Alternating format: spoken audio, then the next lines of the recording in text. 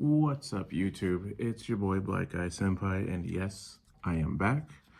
I'm here today with, as you've seen on the title, a Lianorn deck profile. Basically, I've been out of Vanguard since early 2023. Kind of lost my passion, my drive, plus the passion and drive for a couple other things. I felt like it needed more attention. This is the first deck that's made me feel like I actually want to compete and play in Vanguard again.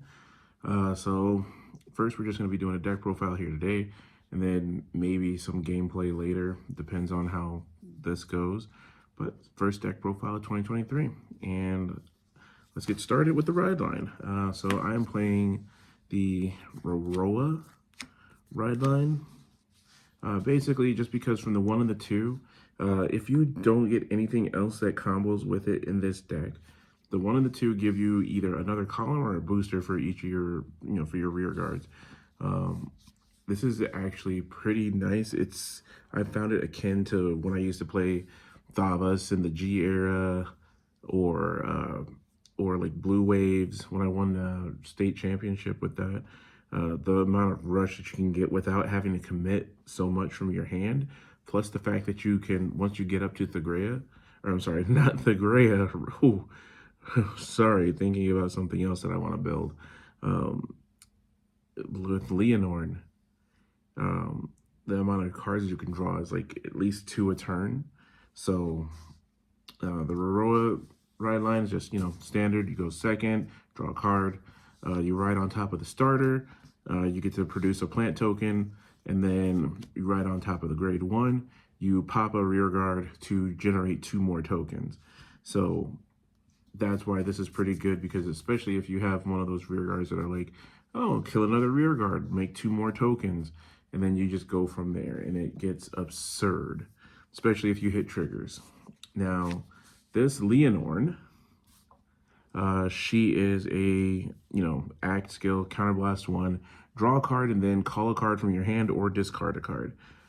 Generally, you're going to draw a card and then call something. You're going to have something.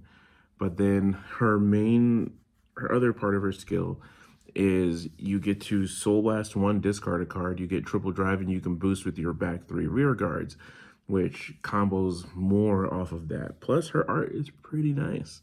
But that's, if you don't get, Vivace into your hand, or if you're playing the mask version, if you don't get either one of them, this is a good one to stay on. But you're generally going to want to get on Vivace as fast as possible. Spoiler alert, this is the Vivace version. I'll do a mask version later. But we're running 4 Vivace. Basically, this one, when you play her, you're in the unison dress state, and you stay that for the rest of the game. After that, when she's in the unison dress and she attacks unboosted, you get to stand all your rear guards, and then you boost with all of your rear guards. So whether you have 3, 4, 5, 1, 2, however many rear guards you got, that's how many you boost with. And then at the end of the battle, you get to counterblast 1 and swing and stand 3 units. And those 3 units get plus 5k minus 1 drive check. And in those units, you can choose your Vanguard, which will be Vivace. And you'll swing for a single drive check after, putting whatever triggers onto your Vanguard. It's really nice, because a lot of the times, like, people are just like, oh yeah, Lianorn's a really good deck, but like, from what I've seen, a lot of people were not reading or reading ahead. But Lianorn, it's pretty nice. So that's it for the grade 3s. On to the grade 2s. The grade 2s is just like the grade 3s. There's only 4 of them. We're playing Luster Impact Dragon. I did not know when we were going to be getting this card, but this card is really good. It's a promo in the box. You can get a foil, non-foil, but I got my set of foils. So basically, if you have a 2 or more grade 1s in the back row, this card gains boost. And then if you have a Lianorn Vanguard, which you will, and it's restood by an ability from Lianorn, And in Lianorn's power, when it attacked, was 33,000 or more. Soul Blast 1, this gets plus 5k more, so it'll be a 20k unit, and you get to draw a card. So that goes back to getting hand advantage, because this one's going to technically draw you one, and then this one, she draws you one as well.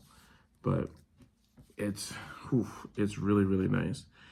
So yeah, that's pretty much about it. So like usually on the Vivace turns, I'll have one of these in the back row, one of these in the front rows. Most of the time they're in front of each other in the same column. And then this is a 40k column when swinging with Lianorn. Next is the thickest part of our deck, the grade 1s. So let's start off with the lowest amount. We get the kitty, the forest cat. Basically, the only thing I use this for is a 20k shield. I'll Soul Blast 1 to get 20k shield. It's rare that I use that, but that's the only way I use that card. Otherwise, it's used for discarding for my ride line or whatnot. Another card that I found very handy is the mushroom, because you do a lot of soul blasting. Generally, I don't go past turn 4, turn 5 with Lianorn Vivace, but when I have to, and I'm starting to run out of soul, I do this, put in the soul, get two plant tokens, so that way I have something else in the back row, just in case I'm in against a deck that nukes, or can do spot removal. I at least have something to get me some more rear guards, and I don't have to use too much hand. Next, I'm running 3 Mythiarch Habitat. I use this for the initial skill only of look at the top 7, grab something that's great, same grade or lower than Vanguard, and then just play it on the board. I don't use the other part where I can just grab another copy of this. I haven't had the need to. I mean, if I ever run into 7 triggers in my stack, I'll be surprised. But there's always something that I can call out. Next, I'm only running 3 of this card, and it is the Lianorn booster. So if I have a Lianorn on the board, she gains 2k. If I'm in Unison Dress, it's 5k instead of 2k. And she can get rid of herself to countercharge and draw a card. So more getting power. So it's a 13k booster when you're in Unison Dress, or a 10k booster when you're on the regular grade 3. And it draws me a card. So just in case I need to look for the Vivace. Next, I believe this is the MVP out of all the cards in this deck. So Rostarium Fairy. When it's placed on board, starting from turn 1, if, because that plant token that you brought out earlier because of the ride line, if you pop a rear guard, you can bring out 2 plant tokens. So now you either have 1 full column of Vanguard and then another rear guard column with a booster, or you can, if you have 2 of these, you can just have a full board on turn 1, and your opponent's just like, yeah, they're only smacks for 13k, but without your opponent getting a trigger, that's a lot for them to guard on the first turn, especially when their hand's not really established. Later on in the game, you get the ability of, I have 2 or more grade 1s in the back row. I can absorb the power of something that's in the back row whenever this attacks. And usually it's going to be with my Luster Impact Dragon. When my Luster Impact Dragon on average is 15k, this turns this into a 23 unit on its own. If I have a plant token boosting it, it's a 28k, which needs a front trigger with the effect, or it requires 2 cards from hand out of my opponent. And doing that and then restanding it again because of Lianorn Vivace, it's very nice. I love this card so much. I will smack it down starting on turn 1.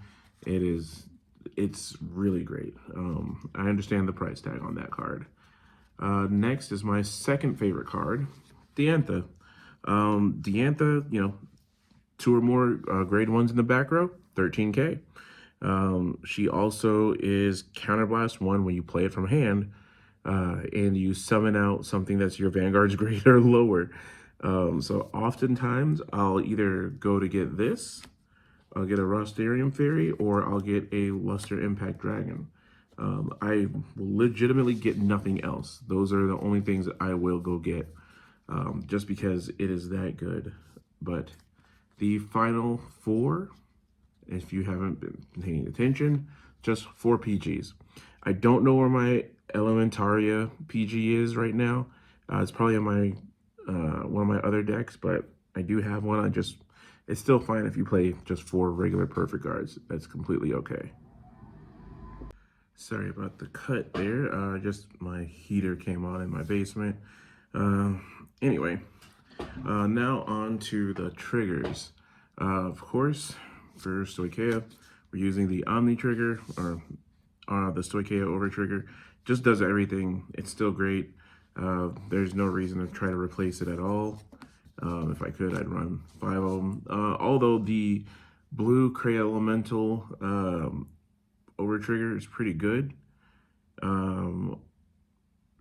The red one, which is the one I believe that stands something, I don't like. There's no point in that one because Lianorn is gonna restand some more, unless you want to restand a back row rear guard, which is completely fine. But this is still just doing a great job for me. Next, we run 8 crit. I'm considering cutting 1 crit to add 1 more to my draw triggers, because right now I run 3 draws, but the number pressure that you have is not enough itself, but you also, like, yes, you do start drawing a lot once you get to grade 3, but you need to get to that point first, which a lot of people overlook. So I'm going to be testing out, just 1 less crit trigger and then 1 more draw trigger from my future iterations. Probably start testing that this Saturday at locals. And then the last 7 cards of the deck: 3 draws, 4 heals. What can you say? It's the original countercharger, and this is what you need to get your deck going, essentially. Like, you need to be able to see your pieces. It's still a Aquaforce deck, quote unquote. It's a Stoicheia deck, so it needs to see its pieces, because it's not too much of a combo heavy reliant deck, but if it relies on rear guards, you need to be able to see them. In order to see them, you need to see it draw triggers, because as great as the grade 1s and grade 2s are, none of them draw you cards until turn 3 onwards, if they do that at all. Yes, raw power is good, but we need these draw triggers. I do have the effect trigger coming. When I got out of Vanguard, I literally sold just about anything that had any value to it. So I'm just waiting on those to come in the mail. And I do want to thank you guys, the 349 of you that are still subscribed, although you probably didn't even notice that I haven't been creating Vanguard content for a long time, because I have been doing some Digimon content. I've been designing playmats, but I do want to say thank you. It does feel good to actually start playing Vanguard again. And I look to see what else 2024 has to offer. In the meantime, thank you for watching, thank you for subscribing, and thank you for liking the video. See you next time.